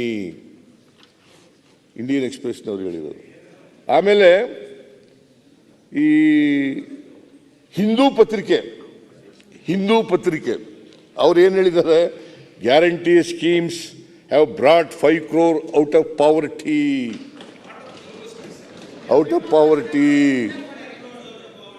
Hindu ಪತ್ರಿಕೆಯವ್ರು ಹೇಳಿರೋದು, ನಾನು ಹೇಳಿದ್ನ? Guarantee schemes have brought 5 crore out of poverty. Reporting ಆಗಲಿ ಎಡಿಟೋರಿಯಲ್ ಆಗಲಿ, ರಿಪೋರ್ಟಿಂಗ್ ಓಕೆ, ಅಡ್ಮಿಟೆಡ್ಲಿ ರಿಪೋರ್ಟಿಂಗ್. ಸುಮ್ಮನೆ ರಿಪೋರ್ಟ್ ಮಾಡ್ತಾರಾ? ಹಂಗೆ ರಿಪೋರ್ಟ್ ಮಾಡಲೇಬೇಕಲ್ಲ. ರಿಪೋರ್ಟ್ ಮಾಡಿದ್ದಾರೆ ಅವತ್ತು. ಗವರ್ನರ್ಸ್ ಅಡ್ರೆಸ್ ಗ್ಯಾರಂಟೀಸ್ ಸ್ಕೀಮ್ಸ್ ಮಾಡಿದ್ದಾರೆ. 5 crore people out of poverty. ಆಯ್ತು, ಹಾಗಾದ್ರೆ ಅಲ್ಲ 3 ತಿಂಗಳಲ್ಲಿ 5 ಕೋಟಿ ಪಾವರ್ಟಿ ಎಲ್ಲ 3 ತಿಂಗಳಲ್ಲಿ ಬಂದ್ಬಿಡ್ತಾ? ಕ್ಲಾಸ್ ಆಯ್ತಾ? 5 ಕೋಟಿ ಜನ 3 ತಿಂಗಳಲ್ಲಿ ನಿಮ್ ಇದು ಚಾಲು ತಿಂಗಳಾಗಿದೆ. ಆರ್ ಅಶೋಕ್ ಅವರು ಹೇಳಿದ್ದಾರೆ, ಕೂತ್ಕೊಳ್ಳಿ ಬಸವರಾಜ ಬೊಮ್ಮಾಯಿ ಅವರು. ಆರ್ ಅಶೋಕ್ ಅವರು ಹೇಳಿದ್ದಾರೆ, ಯಾಕೆ ತೆಗಲ್ಲ? ಈಗ ನೋಡಿ, ವಿರೋಧ ಪಕ್ಷದ ನಾಯಕರಾದ ಆರ್ ಅಶೋಕ್ ಅವರು ಇಂದಿನ ಬಿಜೆಪಿ ಸರ್ಕಾರ ಜಾರಿಗೆ ತಂದ ಯೋಜನೆಗಳನ್ನು ತನ್ನದೇ ಯೋಜನೆಯಾಗಿ ಬಿಂಬಿಸಿಕೊಂಡಿದೆ. ಕೇವಲ ಕೇಂದ್ರ ಸರ್ಕಾರದ ಮೇಲೆ ಗೂಬೆ ಕೂರಿಸುವ ಕೆಲಸ ಮಾಡುತ್ತಿದೆ ಅಂತ ಟೀಕೆ ಮಾಡಿದ್ದಾರೆ. ಪಾಪ ಮಾಡಲಿ, ವಿರೋಧ ಪಕ್ಷದ ನಾಯಕರಾಗಿ ಏನು ಹೊಗಳಿ ಅಂತ ಹೇಳೋಕ್ಕಾಗತ್ತ ನಾನು? ಟೀಕೆ ಮಾಡಿದ್ದಾರೆ, ಮಾಡಲಿ, ಬೇಡ ಅಂತ ಹೇಳಲ್ಲ. ಟೀಕೆ ಮಾಡಿದ್ದಾರೆ, ಮಾಡಲಿ, ಟೀಕೆ ಮಾಡೋಕ್ಕೆ ನಂದೇನು ತಕರಾರಿಲ್ಲ. ಆದರೆ ಟೀಕೆಗಳು ಕೂಡ they should be on facts and figures, ಸಕಾರಾತ್ಮಕವಾಗಿ ಇರ್ತಕ್ಕಂಥದ್ದು ಮತ್ತು ಆರೋಗ್ಯಕರವಾದಂಥ ಟೀಕೆಗಳು ಇರಬೇಕು. ಪ್ರಜಾಪ್ರಭುತ್ವ ವ್ಯವಸ್ಥೆಯಲ್ಲಿ ನೀವು ಇರೋದೇ ಅದಕ್ಕೋಸ್ಕರ ವಿರೋಧ ಪಕ್ಷದಲ್ಲಿ ಕುಳ್ಳಿಸಿರೋದೇ ನಿಮ್ಮನ್ನು ಜನ. ಸರ್ಕಾರದ ದೋಷಗಳು ಎತ್ತಿ ತೋರಿಸ್ರಿ, ಆ ಸರಿಪಡಿಸ್ಕೊಳ್ತಕ್ಕಂಥದಕ್ಕೆ ಸಲಹೆಗಳು ಕೊಡ್ರಿ, ಆ ಸಲಹೆಗಳನ್ನು ಸರ್ಕಾರ ಒಪ್ಕೊಂಡು ಜಾರಿ ಮಾಡ್ತಕ್ಕಂಥ ಕೆಲಸವನ್ನು ಮಾಡಲಿ ಅಂತ ನಿಮ್ಮನ್ನು ಅಲ್ಲಿ ವಿರೋಧ ಪಕ್ಷದಲ್ಲಿ ಕುಳ್ಳಿಸಿರೋದು. ಇದು ಪ್ರಜಾಪ್ರಭುತ್ವದ ಲಕ್ಷಣ ಮಿಸ್ಟರ್ ಯತ್ನಾಳ್, ಇದು ಪ್ರಜಾಪ್ರಭುತ್ವದ ಲಕ್ಷಣ, ಸಂಸದೀಯ ವ್ಯವಸ್ಥೆಯ ಲಕ್ಷಣ. ಮಾನ್ಯ ಅಧ್ಯಕ್ಷರೇ, ಇದು ಎಲ್ಲ ಪತ್ರಿಕೆಗಳು ನಾವು ರಾಜ್ಯಪಾಲರು ಮೂಲಕ ಸುಳ್ಳು ಹೇಳಿಸ್ಬಿಟ್ಟಿದ್ದಾರೆ. ನಾವು ಹಿಂಗೆಲ್ಲ ಹೇಳೋಕ್ಕಾಯ್ತಿತ್ತ? ಹೇಳಿ ನೀವೇ, ಹೇಳೋಕ್ಕಾಯ್ತಿತ್ತ? ಈ ಪತ್ರಿಕೆಗಳೆಲ್ಲ ಏನು ಪತ್ರಿಕೆಗಳು ನಾವು ಹೇಳ್ದಾಗೆಲ್ಲ ಬರೀತಾರ? ನಮ್ಮ ಮಾತೆ ಕೇಳ್ತಾರ? ಅದರಿಂದ ಮಾನ್ಯ ಅಧ್ಯಕ್ಷರೇ, BJP-ಅವರಿಗೆ ಸುಳ್ಳು ಹೇಳೋದು ಬಿಟ್ಟರೆ ಬೇರೆ ಏನು ಸತ್ಯ ಹೇಳಿ ಗೊತ್ತೇ ಇಲ್ಲ ಅವ್ರಿಗೆ. ಆಮೇಲೆ ಮಾನ್ಯ ಅಧ್ಯಕ್ಷರೇ, ನಾನು ನಿಮಗೆ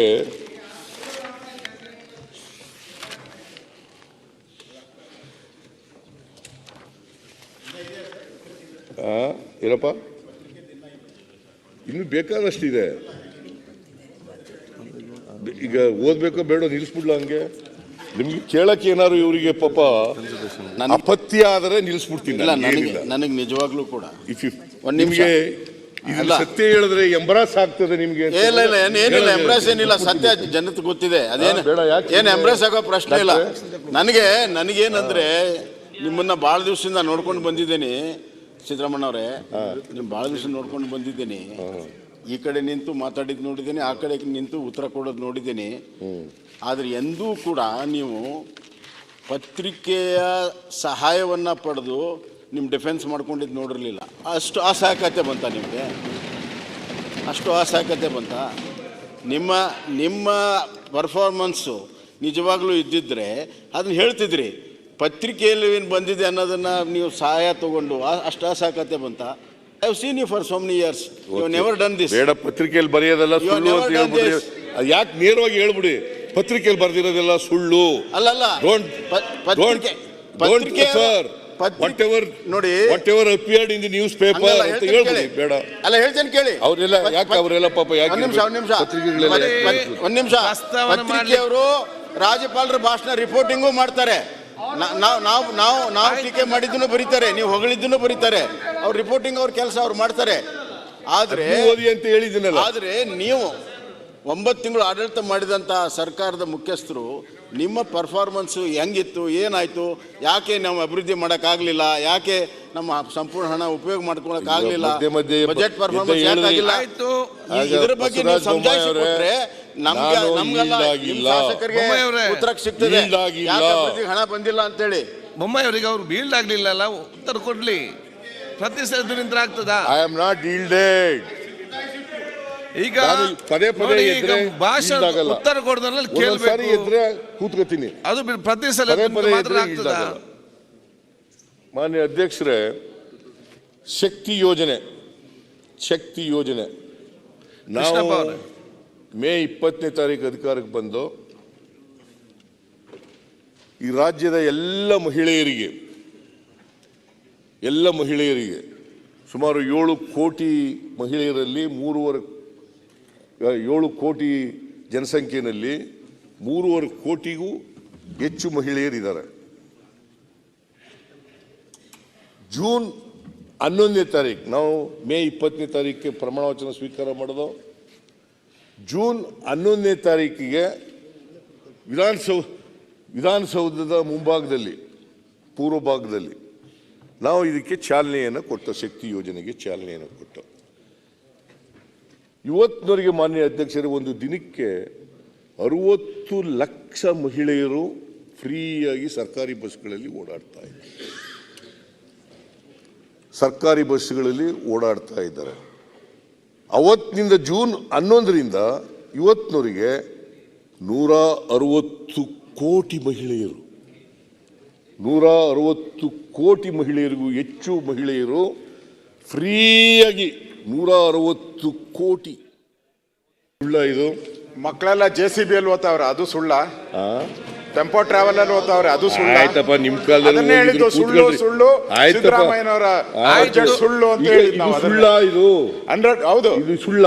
ಎಲ್ಲ ಮಕ್ಕಳು ಓದ್ತಾ ಇರೋ ಸುಳ್ಳ? ಇದು ಸುಳ್ಳ? JCB ಅಲ್ಲಿ ಓದ್ತಾ ಇರೋ ಸುಳ್ಳ? ಅದು ಸತ್ಯ ಅಂತ ಇಟ್ಕೊಳ್ಳಿ. ಹೇಳಿ, ನಾವೇನು ವಿರೋಧ ಮಾಡಿಲ್ಲಲ್ಲ, ಸುಳ್ಳ? ನಾವೇನು ವಿರೋಧ ಮಾಡಿದ್ರೆ ಸತ್ಯ ಅಂತ ಹೇಳಿ ಮತ್ತೆ ನಂತರ ಧೈರ್ಯವಾಗಿ ಇದು ನೀವು ಹೇಳೋದು ಸತ್ಯ, ವಿರೋಧ ಮಾಡಿದ್ರೆ ನಾನು ಹೇಳ್ತೀನಿ. ನೀವು ಹೇಳಿ ಇದರಲ್ಲಿ ಮಕ್ಕಳು ಓದ್ತಾ ಇರೋ JCB ಸುಳ್ಳು ಅಂತ ಹೇಳಿ ಸುಳ್ಳು ಅಂತ ಹೇಳ್ತೀರಾ? ಸಿಕ್ಕದೇನೆ ಅದ್ರಲ್ಲಿ ಹೋಗಿರ್ತಕ್ಕಂಥದ್ದು ನೀ ಹೇಳ್ತಾ ಇದೀಯ, ಅದರಿಂದ ಸತ್ಯ ನಾನು ಹೇಳ್ತಾ ಅಶೋಕ ಸತ್ಯ ಅಂತ ನೀನು ಒಪ್ಪುವಾಗದ್ರೆ 160 ಕೋಟಿ ಮಹಿಳೆಯರು, 160 ಕೋಟಿ ಮಹಿಳೆಯರು, 160 ಕೋಟಿ ಮಹಿಳೆಯರು ಶಕ್ತಿ ಯೋಜನೆ ಆದಮೇಲೆ 160 ಟ್ರಿಪ್ಗಳಲ್ಲಿ ಹೋಗಿ ಫ್ರೀಯಾಗಿ ಹೋಗಿದ್ದಾರೆ ಅಂತ ಒಪ್ಕೊಳ್ಳಪ್ಪ. ಅದು ಒಪ್ಕೊಳ್ಳಕ್ ತಯಾರಾಗಿಲ್ಲ ಸರ್. ದಿನಕ್ಕೆ ಎಷ್ಟು ಅವರೇಜ್ ಬಸ್ ಟ್ರಿಪ್?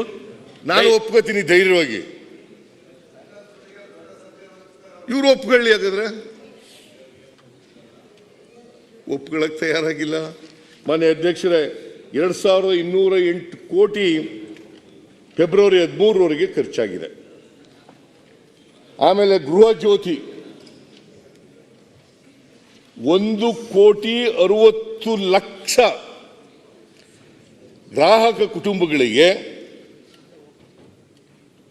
ಅಂದರೆ ಸುಮಾರು 5 ಕೋಟಿಗೂ ಹೆಚ್ಚು ಜನರಿಗೆ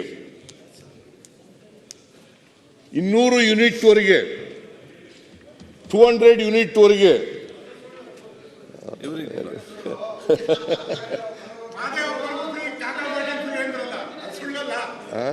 ಮಾದೇವಪ್ಪನಿಗೂ ಫ್ರೀ, ಕಾಕಾ ಪಾಟೀಲ್ಗೂ ಫ್ರೀ ಅಂದ್ರಲ್ಲ, ಸುಳ್ತಾನೆ?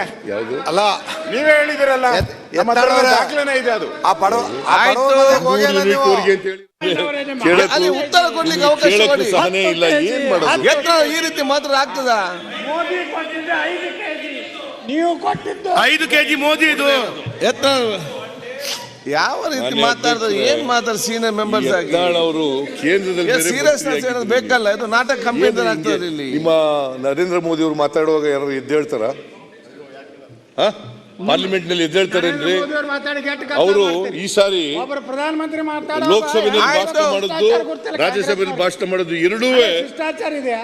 ಪ್ರೆಸಿಡೆಂಟ್ ಅಡ್ರೆಸ್ ಮೇಲೆ ಭಾಷಣ ಮಾಡೋದು, ಬರೀ ರಾಜಕೀಯ ಭಾಷಣ. ಯಾರು ಎದ್ದೇಳಿದ್ರ? ಕೇಳಲಿಲ್ಲ. ನರೇಂದ್ರ ಮೋದಿಯವರು ಭಾಷಣ ಮಾಡಿದ್ರು, ಇಡೀ ಸದನ ಕೇಳ್ತು. ನೀವು ನನ್ನ ಭಾಷಣ ಕೇಳೋಕ್ಕೆ ತಯಾರಾಗಿಲ್ಲ, ಏನು ಮಾಡೋಕ್ಕಾಗುತ್ತೆ? ಬೇಡ ಕೇಳಬೇಡಿ, ನಾನು ಇವ್ರಿಗೆ ಹೇಳ್ತೀನಿ. ನಾನು ಇವ್ರಿಗೆ ಇಲ್ಲಿ ಜಾಸ್ತಿ ಜನ ಇದ್ದಾರೆ, ಇವ್ರಿಗೆ ಹೇಳ್ತೀನಿ ನಾನು. ಕೂತ್ಕೊಳ್ಳಿ, ಯಾಕೆ ಮತ್ತೆ ಮಾತಾಡ್ದು ಏನು ಸಿಗ್ತಾ ಇದೆ ನಿಮ್ಗಿಂದ? ನಿಮ್ಮ ಗೌರವ ಇದರಲ್ಲಿ ಹೋಗ್ತದೆ. ನೀವು ಕೂತ್ಕೊಳ್ಳಿ, ಈಗ ಮಾತು ಕೇಳಿ ಮತ್ತೆ ಮಾತಾಡಿ. ಒಂದು ಉತ್ತಮವಾದ ಸಂಸದ ಪಟ್ಟ ಆಗ್ಬೇಕು ನೀವು. ಎಲ್ಲದಕ್ಕೂ ಅವ್ರ ಆಯ್ತು ಪಾಪ ಆಯ್ತಪ್ಪ. ಅವ್ರು ಸರ್, ನೀವು ಯಾಕೆ ಈ ರೀತಿ ಮಾಡ್ತೀರಿ? ಅಧ್ಯಕ್ಷರು ನಂದಸ್ವಾಮಿ ಅವರೇ, ವಿಜಯೇಂದ್ರ ಅವ್ರಿಗೆ ಅಧ್ಯಕ್ಷರೇ, ಈಗ ಮಾನ್ಯ ಯತ್ನಾಳ್ ಪದೇ ಪದೇ ಈ ತರ ಎದ್ದು ನಿಂತ್ಕೊಂಡು ಅಡಚಣೆ ಮಾಡಿದ್ರೆ ನೀವು ಏನಾದ್ರೂ ಒಂದು ಅವ್ರ ಮೇಲೆ ಆಕ್ಷನ್ ತಗೊಳ್ಬೇಕಾಗ್ತದೆ. ಏನ್ ಭಾಷಣ ಮಾಡಕ್ಕೆ ಬಿಡ್ತಾ ಇಲ್ಲ ಅವರು. ಅವ್ರ ಮೇಲೆ ತಗೊಳ್ಳಿ. ಮತ್ತೆ ನಮ್ಮ ಪಾರ್ಲಿಮೆಂಟ್ ಅಲ್ಲಿ 146 ಜನರನ್ನ ಇವರು ಸಸ್ಪೆಂಡ್ ಮಾಡಿದ್ದಾರೆ. ಪಾರ್ಲಿಮೆಂಟ್ ಅಲ್ಲಿ 146 ಜನ, ಇತಿಹಾಸದಲ್ಲಿ ಪ್ರಥಮ ಬಾರಿಗೆ ಏಕಾಏಕಿ 146 ಸಂಸತ್ ಸದಸ್ಯರನ್ನ ಸಸ್ಪೆಂಡ್ ಮಾಡಿರ್ತಕ್ಕಂಥವ್ರು ನೀವು. ಇವರು ಪದೇ ಪದೇ ಏನಾದ್ರು ಕ್ರಮ ತಗೊಳ್ಬೇಕು.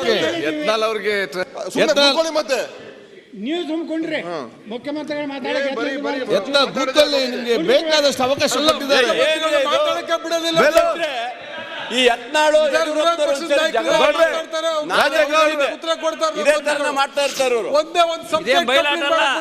ಮುಖ್ಯಮಂತ್ರಿ ಎದ್ದು ನಿಂತಿದ್ದಾರೆ ರಾಜೇಗೌಡರು. ಮುಖ್ಯಮಂತ್ರಿ ಮಾತಾಡ್ತಿದ್ದಾರೆ, ನೀವು ಅಲ್ಲಿ ನಿಂತು ಮಾತಾಡ್ತೀರಿ. ಮಾಡಿಸಿದ್ರಿ ಅದೇ ಸನ್ಮಾನ್ಯ ಸಾಕು. ಅಧ್ಯಕ್ಷರೇ, ಯತ್ನಾಳ್ ಅವ್ರಿಗೆ ಸತ್ಯ ಹೇಳ್ಬಿಟ್ಟಿದ್ದೀರಿ ಅಂತ ಹೇಳ್ಬಿಟ್ರೆ ಉತ್ತರನೇ ಕೊಡಕ್ ಹೋಗಲ್ಲ. ಇವ್ರು ಟೀಕೆ ಮಾಡೋದ್ರಿಂದ ನಾನು ಉತ್ತರ ಕೊಡ್ತಾ ಇದ್ದೀನಿ. ಟೀಕೆ ಮಾಡದಿದ್ರೆ ಅದನ್ನೂ ಹೇಳ್ತಿರ್ಲಿಲ್ಲ,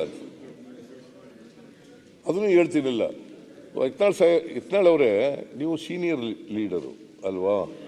ನೀವು ಮುಂದ್ಗಡೆ ಕೂತಿದ್ದೀರಿ, ಅದಕ್ಕೆ ಮುಂದ್ಗಡೆ ಕೂಳಿಸಿರೋದು ನಿಮಗೆ ಸೀನಿಯರ್ ಲೀಡರ್. ನೀವು ಮುಂದ್ಗಡೆ ಕೂತ್ಕೊಂಡು ಪದೇ ಪದೇ ಎದ್ರೆ ನಾನೇನ್ ಮಾಡ್ಬೇಕು ಹೇಳಿ ನೋಡೋಣ. ಆಯ್ತು, ನಾನು ಮಾನ್ಯ ಅಧ್ಯಕ್ಷರೇ, ಪೇಷಂಟ್ ಆಗಿರ್ಬೇಕು. ಆ ರೀತಿ ಮಾತಾಡ್ಲಿಕ್ಕೆ ಗೊತ್ತಿರುವಂತ ವಿಚಾರ ನಿಮ್ಗೆ ಏನಾದ್ರು ಹೇಳೋದು ಮಧ್ಯದಲ್ಲಿ ಏನು ಹೇಳಕ್ಕಿಲ್ಲ ಅವರಿಗೆ, ಅದಕ್ಕೆ ಮಧ್ಯದಲ್ಲಿ ಎದ್ದು ಹೇಳ್ಬಿಡೋದು, ಮಧ್ಯೆ ಹೇಳಿ ಡಿಸ್ಟರ್ಬ್ ಮಾಡೋದು. ಇವೆಲ್ಲ ಈ ಡಿಸ್ಟರ್ಬ್ಗೆಲ್ಲ ನಾನು ಬಗ್ಗಲ್ಲ, ಜಗ್ಗಲ್ಲ, ಕುಗ್ಗಲ್ಲ. ಕೂತ್ಕೊಳ್ಳಮ್ಮ, ಯಾಕೆ ಓಡಾಡ್ತಾ ಇದೆ? ಕೂತ್ಕೋ ಶ್ರೀನಿವಾಸ್, ಎಲ್ಲಿ ಕೂತ್ಕೊಳ್ತೀರಿ? ಶ್ರೀನಿವಾಸ್, ಅಪರೂಪ ಬಂದಂತ ಕೂತ್ಕೊಳ್ಳೋದು ಇಲ್ಲ ನೋಡಿ. ಈಗ ನಮ್ಮವರೆಲ್ಲ ಎಷ್ಟು ಡಿಸಿಪ್ಲಿನ್ ಆಗಿ ಕೂತವ್ರೆ.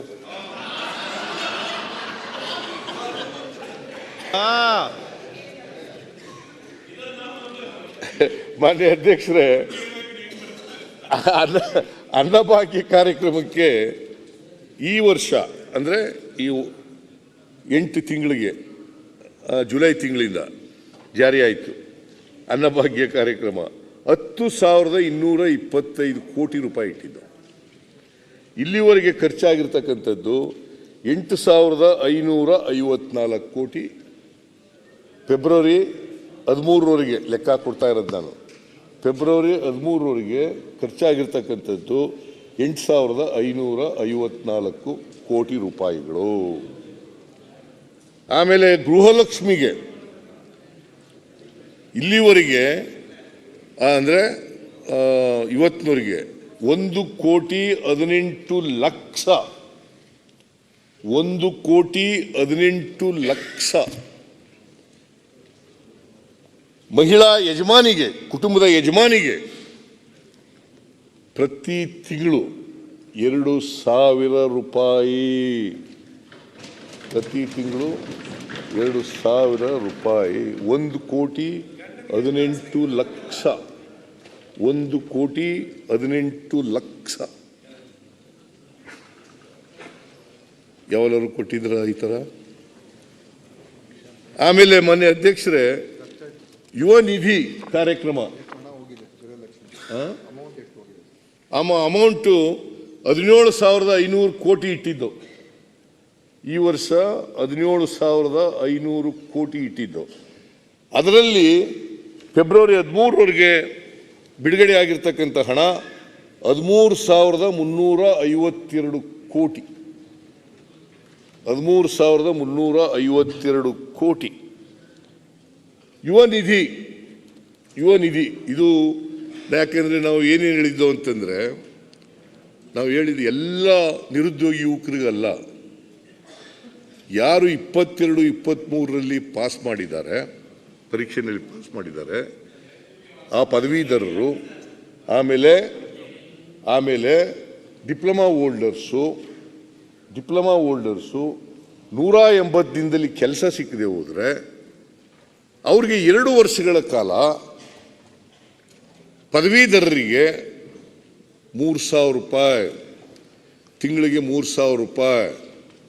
ಡಿಪ್ಲೊಮಾ ಹೋಲ್ಡರ್ಸ್ಗೆ ತಿಂಗಳಿಗೆ 1,500 ರೂಪಾಯಿ 2 ವರ್ಷದವರೆಗೆ ಕೊಡ್ತೀವಿ ಅಂತ that was our promise to the youths. ಆಮೇಲೆ ಅದಕ್ಕೆ ಇಟ್ಟಿದ್ದಂಥ ದುಡ್ಡು ಈ ವರ್ಷ 250 ಕೋಟಿ ರೂಪಾಯಿ. ಇಲ್ಲಿವರೆಗೆ 1,00,000 ಯುವಕ ಯುವತಿಯರು ರಿಜಿಸ್ಟರ್ ಆಗಿದ್ದಾರೆ. ಅವರಲ್ಲಿ 7,34,00,000 ಯುವಕರಿಗೆ ಈಗ ದುಡ್ಡನ್ನು ವರ್ಗಾವಣೆ ಮಾಡಿದ್ದೀವಿ. ಇದರಲ್ಲಿ ಇನ್ನೊಂದು beauty of these programs is there is no middle man. There is no middle man. ಎಲ್ಲ ನೇರವಾಗಿ ಅವರ ಅಕೌಂಟಿಗೆ ವರ್ಗಾವಣೆ DBT ಮೂಲಕ. 1 ರೂಪಾಯಿ ಮಧ್ಯವರ್ತಿಗಳ ಕೈಗೆ ಹೋಗಲ್ಲ. ಎಲ್ಲ ದುಡ್ಡು ಕೂಡ DBT ಮೂಲಕ ಅವರ ಅಕೌಂಟ್ಗಳಿಗೆ ವರ್ಗಾವಣೆ ಆಗ್ತದೆ. ಎಲ್ಲಿ ದುರುಪಯೋಗ ಆಗ್ತದೆ ಮಾನ್ಯ ಸಭಾಧ್ಯಕ್ಷರೇ? ದುರುಪಯೋಗ ಆಗೋ ಪ್ರಶ್ನೆನೇ ಇಲ್ಲ. ಆಮೇಲೆ ಇದನ್ನೆಲ್ಲ